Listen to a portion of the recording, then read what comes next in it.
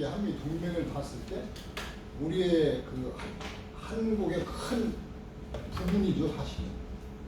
이게 이렇게 말씀드리는 것은 그 미국이 이제 그 우리 해방 이후 군정을 실시한 뒤로 한 70여 년 동안을 보면은 오늘날 같은 한미 관계, 한미 동맹을 그 연도별로, 그러니까 이승만 대통령, 그다음에 이제 박정희 대통령, 노태우 대통령 해가지고 이 시대에 따라서 계속적으로 그 변형시키고 어떻게 보면은 이제 그 시대에 맞게 그 조정해 갔어요. 그러다 보니까 지금 오늘날에 보면 한미 관계, 한미 동맹은 이제 그 일단 객관적으로 주한 감정 빼고 봤을 때 미국에 상당히 기울어진 불평등 조약이다. 원래 이제 국가 간의 이제 군사 분에서 이제 그 조약이라는 협정이 하나 사인 간에 보면 이제 계약이라고 볼 수 있죠. 그러니까 이게 그 사인 간의 계약도 보면 서로 이제 평등한 그 조건을 전제로 이제 하게 되는 것인데, 국가 간, 지구촌 전체를 다 뒤집어 봐서 국가 간 이제 군사 관계를 봤을 때 한미 관계처럼 불평등한 관계는 없더라. 이 점이 좀 문제가 됩니다, 사실은. 근데 이제 불평등한 상태가 되는데 그 미국이 그 100% 그 사람들의 주도에서 100% 그 사람들이 이렇게 집행되냐? 그게 아니거든요, 사실. 국내에 이제 그 미국의 한국 정책에 찬성하시는 분들이 적극 동조하고 계약 관계는 그 쌍방간의 이제 합의가 필요하니까 한국에 한미 간의 이른바 서로 이제 그 당사자 입장에서 오늘날 한미 동맹 관계를 맺어오는데 우리 한국의 그 이른바 정치, 외교, 군사 부문에 계시는 분들이 엄청난 기회를 하시고 지금도 하고 계시죠. 그래서 이제 지금 한미 관계를 얘기할 때 이제 지금 불평등 관계라고 말씀을 드렸는데 여기에 대해서 우리 사회에서 어느 부문도 얘기하지 않습니다.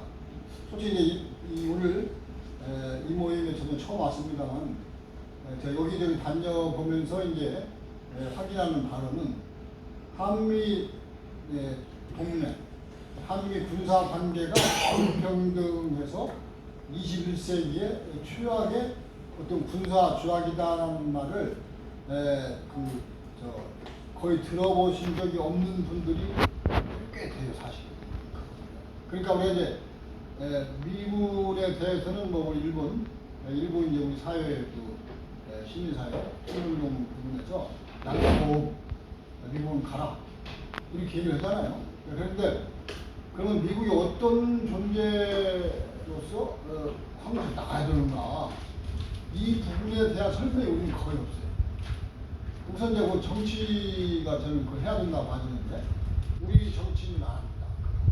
그러니까 이제 거대 여야가 있습니다만 오늘날 보면 무슨 뭐 특가법 의원이 많이 치고는데 오물풍선이 온다. 또 대북 전단이 가더라. 그러니까 대북 전단을 보내는 우리 그 남쪽에 시민사회단체들이 미국 의회가 승인한 그 미국 예산의 지원을 받더라. 이런 얘기가 거의 안 해요. 그러면서 이제 지금 오물풍선 이렇게 붙였으니까요. 이로 인해서 혹시라도 남북 간에 그 불상사가 생기지 않을까. 전혀 궁금합니다. 사실. 접경 지역 부분들은 그러고 또 경기도 도 차원에서는 이게 표현의 자유지만 지나치다. 공공의 이익에 반하고 그다음에 자칫 위험을 초래할 수 있기 때문에 제약을 가해야 된다. 그러면서 이제 그 경기도 경찰을 동원해가지고 이제 뭐 하겠다 나오잖아요. 근데 중앙 정부는 표현의 자유라서 할 수 없다. 윤석열 정부는 일체 지금 거기에 대해서 언급도 하지 않잖아요. 경찰도 움직이지 않습니다. 근데 또 중요한 건 야당도 제1야당 거대 야당도 얘기를 안 해요. 근데 우리가 정치라는 게 뭡니까? 예를 들어서 그 정치인은 국민의 가려운 것, 아픈 것을 챙기는 게 정치인데 사실은 전쟁은 국민에게서는 가장 위험한 그런 상태잖아요. 근데 이 정치가 이 전쟁 위험이 있다라고 하는 말이 언론 등에서 거론되고 외국에서도 거론되는데 국내 정치권에서는 다루질 않아요. 아주 기이한 정치 현실이거든요. 있을 수 없는 현실인데 우리 정치가 그렇게 돼 있어요. 이게 지금 어떻게 보면 일반 시민사회, 주권자인 국민과 유리인 별개의 집단이다라고 이제 보여지는 것은 지금 저 의료 대란도 마찬가지죠. 이 정부가 주도해서 여기까지 왔으면 거기에서 파생된 여러 현상에 대해서는 1차적으로 정부의 책임입니다. 그리고 이제 거기에 대해서 그 의사 집단이 뭐 반발했다, 불법했다 하면 처벌해야죠. 공공유통을. 근데 이 지금 정부와 의사 집단 간의 그 갈등 속에서 불편을 겪는 것은 국민들이에요. 환자들. 근데 이 환자들은 어느 누구로부터 위로의 말이라든지 아니면은 지금 이렇게 그 병원에서 의료가 제대로 집행이 안 되면 외국에서 뭐 꼬우라 하니까 그런 말이 없습니다. 참으시오. 그러니까 정치가 우리 정치는 참 이 부분을 우리 사회나 좀 정치권 나란다고 하는데 이게 지금 제가 보기에는 거의 기이한 정치예요. 정치가 아니죠 사실. 그러니까 우리가 이제 지금 청문회 많이 얘기하잖아요. 무슨 누구 양복자고 그러는데 남북 간에 지금 이거 예를 들어서 전단이 삐라가 오고 하는데 이렇게 지금 이런 부분에 청문회 국회에서 안 하잖아요. 그죠? 이게 말도 안 되는 일이죠, 사실. 분명히 세금을 움직이는. 그러니까 지금 이제 한미 관계 그 단편적인 이제 말씀을 드리고 그러는데, 그러니까 이제 제가 이제 오늘 말씀을 좀 드려야 된다라고 하는 연락을 받았을 때, 그 주제는 한미 동맹과 한미 상호 방위가 무엇이 문제인가 그랬는데, 저는 이제 자료의 제목을 한미 상호 방위 조약은 21세기 최악의 불평등 조약이다 이렇게 달았어요. 그러니까 이제 빨리빨리 결론을 좀 내서 말씀드리는 것이 서로 이제 좀 편리하죠. 그러니까 이렇게 그 불평등 조약이라고 하는 것은 이제 앞으로 말씀드렸습니다만, 우선 이제 오해를 없도록 말씀드린다면, 우선 우리와 외국의 경우를 비교했을 때 우선 그렇다는 겁니다. 그러니까 외국의 필리핀과 미국의 군사협정, 일본과 미국의 방위 조약, 그 다음에 나토가 이제 거대한 군사 기구인데, 거기도 보면은 이제 각국이 나토 소파로 해가지고 국가 간의 이제 군사력이 예를 들어서 미군이 이제 영국이라든지 이런 데 주도를 하는데, 어떻게 상호 간의 위상을 정할 것인가, 다 군부국가 입장에서 그러니까 이 군사력이라는 것은 우리가 이제 평화의 사도, 무슨 평화의 정의의 최후의 보루 이렇게 얘기하면 사실 군사력은 양단에 칼잖아요. 이성계가 위화도 행동을 하듯이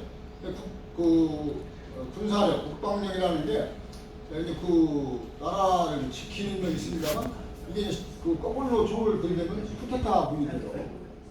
그러니까 이제 우리가 박정희 전두환이가 이제 그런 짓을 했잖아요. 그러니까 외국품을 그래서 이제 주둔을 시킬 때는 다 이 점을 우선 제일 고려를 해요. 외국군이 우리나라에 주둔하는데 어떻게 하지? 1번 우리나라 법과 제도에 제약을 받아야지. 근데 이제 이 면에서 이제 우리가 주한미군을 말씀을 드리면, 주한미군은 치해복권 지대예요. 치해복권 지대. 그러니까 치해복권은 아시는 바와 같이 외교관들이 누리는 권한이잖아요. 근데 표가 이제 나왔는데 좀 말씀하겠습니다. 그러니까 치해복권은 우리가 보면 외교관들 본다 하더라도 현행법 아니면 그냥 다 면책특권 있는 건데, 우리 주한미군은 군 기지 내에서 거기 무엇을 하는지 우리 공권력이 알지를 못해요. 공권력의 그냥 범위 밖에 있어요. 그러니까 이건 이제 그 우선 그렇다는 것은 예를 들어서 이제 우리가 뭐 주한미군은 우리의 뭐 그 저 근대화에 뭐 혁혁한 기회를 하고 또 공산화를 막아준 우리의 무슨 그 은인이고 뭐 등등 좋은 말 많잖아요. 그러다 보니까 주한미군은 좀 정의로운 행동만 하지 무슨 군사 행동은 한국민의 나쁜 군사 행동을 안 할 거야. 이런 고정관념이 막 모두에게 다 빡 차 있죠. 그렇기 때문에 주한미군의 치외법권지대라는 것은 아무런 문제 제기가 없어요. 근데 외국에 비교해보면 이거 큰일 나게 돼요. 그러니까 이제 필리핀이라든지 일본은 이제 근데 좀 약간 좀 다릅니다만 영국이라든지 이제 그 미국과 이제 그 저 군사 협약이라든지 협정, 소파를 맺고 있는 나라의 경우는 지금 말씀대로 국가 간의 평등한 관계에서 군사 계약이다. 그래서 일본 되게 보면 그 미군 기지는 필리핀 같은 경우는 원칙적으로 필리핀 군 기지 내에서만 주둔한다. 그런데 이번은 이제 특별히 필요할 경우에는 필리핀 정부가 오케이 했을 때 군기지 밖에서 주둔할 수 있다. 이렇게 되어 있습니다. 그리고 이제 미군의 기지는 항구적인 기지는 안 된다. 방문의 역할에 국한한다. 그래서 그 필리핀 그 공권력에 영향을 합니다. 그 다음에 미군이 철수할 때는 그 시설은 필리핀 정부에 귀속시킨다.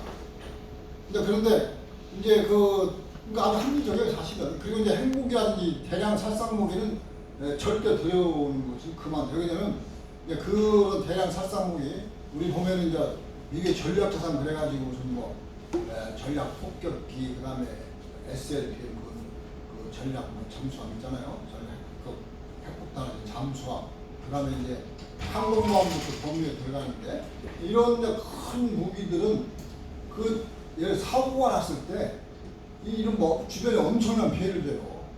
그렇기 때문에 외국에서는 그 둘 때는 우리한테 사전에 반드시 허락을 받고 그리고 우리가 조건을 까다롭게 다 돼 있습니다. 근데 우리는 그 한미 상호 방위 조약에 의해서 미군의 군사력은 두르는 것이 권리로 되어 있어요. 권리. 그러니까 이제 라이트. 근데 권리라는 게 이제 그 법률적 유기적인 요구로 봤을 때 그럼 그 반대말은 무엇일까? 의무예요. 의무.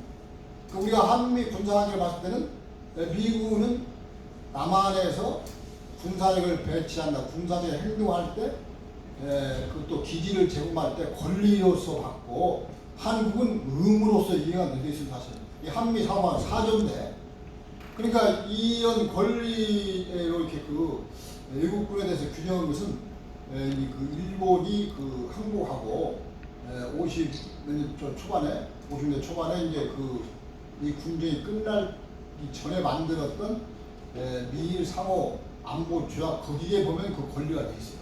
다시 그때 이제 미군 점령하였기 때문에 그렇게 해가지고 미군 군정이 끝난 다음에는 오늘날 같은 이제 미일 상호 방위 조약으로 바꿨는데 거기에는 이제 권리라는 말은 없습니다. 일본 정부가 허용한다. 그러니까 그것은 우리처럼 미국이 권리로서 그거 없어요. 그러니까 우리 같은 경우는 평택 미군 기지가 세계 최대더라. 그 우연이 아닙니다. 그리고 이제 그 트럼프가 주한미군 주둔비를 뭐 5배, 뭐 10배 인상해야 되는 거 아니냐 하는 이유가 그 근거가 바로 한미 상호반 사업의 권리예요. 그 여기에 대해서 우리 정부는 설명을 안 해요. 우리 야당도 설명 안 하는데 우리 지금 민주당도 보면 몇 년 전까지 집권했잖아요. 다 알거든요. 이거 다 합니다. 그리고 우리 또 이른바 진보적 사회 정당이라고 하는 뭐 정의당이라든지 뭐 통진당 뭐 이런 게 바뀌었습니다만 이런 데서도 얘기를 안 해요. 우리 정치는 기이하게도 한미 군사 관계가 불평등 관계이고 굉장히 예속적이고 사실 그것에 보면은 그 21세기 준 식민지 상태라고 하죠. 사실. 왜냐하면 우리가 군사적인 주권이 없으니까. 이렇게 되면 이제 자꾸 얘기하면 진짜 심각해지는데, 그러니까 이게 전반적으로 봤을 때 아까 말씀대로 한미 군사 관계는 불평등 관계더라. 근데 이 부분이 이제 제가 이제 도표를 보고 말씀드릴게요. 이 한미 동맹 구조 설명이 한 표로 해놨는데 제가 이거 그리다 신경 걸렸습니다. 사실. 왜냐면 국내 어느 참고서가 없어요. 그리고 정치, 경제 어느 교과서도 없습니다. 시민사회단체도 거의 없어요. 그래가지고 이걸 이제 거의 이제 독학을 해가지고 그랬는데, 이게 지금 보면은 제일 위에 이제 미국 대통령이 있잖아요.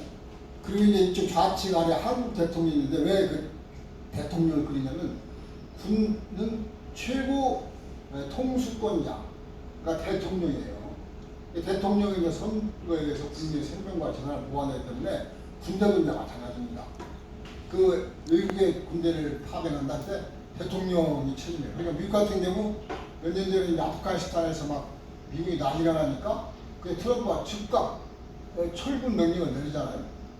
그 당시에 아프가니스탄은 나토하고 미국하고 이제 동맹 관계에 있는데, 그거 뭐 관계없이 트럼프가 집행하니까 나토에서 굉장히 불만이 많았어요. 이렇게처럼 군 통수권자의 군에 대한 권한은 대단히 배타적이에요. 절대적이고.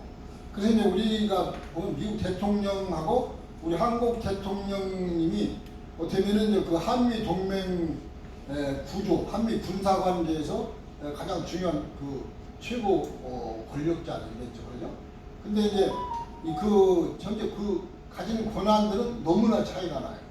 그래서 우선 미국 대통령의 이제 권한을 보면은 저쪽에 오른쪽에 몇 자 써놨잖아요. 미국 대통령은 이제 이 부분도 이 박스부터 말씀드리면 대선제 타격권이 있어요. 그러니까 봐가지고 걔들이 미국을 공격하려고 그래? 우리가 먼저 때려야지. 이 북에 대해서 선제 타격권을 갖고 있습니다. 그러니까 이제 계속 했습니다만은 미국 대통령이 90년대부터 한국 정부와 협의 없이 대북 선제 타격을 계속 검토했다. 이 바로 이 헌법적 권한이라고 합니다. 미국 대통령은 이 선제 타격권을 미국 헌법 2조, 그다음 무력 사용 권한 법이라고 AUMF라 해가지고 이 두 개의 법으로 해서 보장받고 있어요. 그러니까 이 미국 헌법 2조에서 선제 타격권을 보장받는 것은 미국 의회의 권한보다도 약간 우위에 있다고 해요. 미국 의회도 계속적으로 대통령의 선제 타격권을 제한을 가려고 하는데, 법리적으로 봤을 때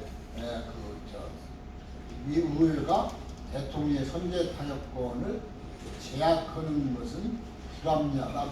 그게 지금 법리적인 결론입니다. 그렇기 때문에 미국 대통령은 북한에 대해서 필요하다 언제든지 선제 타격권을 발동할 수가 있는데, 그것은 한국 정부와 협의 사항이 아니에요. 근데 이제 이것도 조금 말씀드리면, 우리가 만약의 경우라고 말씀드리는데, 미국이 이제 선제 타격으로 북한을 빼렸다. 북한은 어떻게 하겠어요? 그럼 아시다시피 장사정포가 이제 남한에 다 이렇게 경향이 있고, 그다음 북한 핵 사용은 헌법에 명시되어 있잖아요. 그러면 이제 그 무기들이 남한에 전부 다 사용이 될 텐데, 어떻게 했습니까? 그러면 이 대통령 선제 타격권 발동을 해서 남한이 피해 입는 거 아니야? 이 당연한 합리적 의문 아니에요? 어느 우리 정부, 어느 학자, 어느 언론도 이 의문 제기를 안 해요. 그러니까 거의 우리 상황이 보면 죽음을 초탈했는지 초월했는지 할 정도로 이 한미 관계에 의해서 규정 지어진 어떤 군사적인 관계의 무서움에 대해서 완벽히 침묵하겠답니다. 그래서 이제 근데 미국 대통령 해외 파견 지침이 여기 나왔는데 PDD 25라 해가지고 또 법이 있어요. 미국 대통령이 나 하겠어. 미국에서 결정해서 합시다. 이게 아닙니다. 미국 다 법치로 돼 있어가지고 PDD 25라 해가지고 이 원칙은 해외 파병 고려 사항에서 제1번은 미국수로 알려졌다. 국수. 정유 앞으로는 아니라는 거예요. 우리 윤 대통령을 막 입만해는 뭐 중앙일보는 말이죠. 평화의 뭐 사도로서 한반도에 무슨 전쟁을 막아주는 우리 최고의 뭐 일이고. 그리고 우리는 정말 그냥 모든 것을 다 같이 하던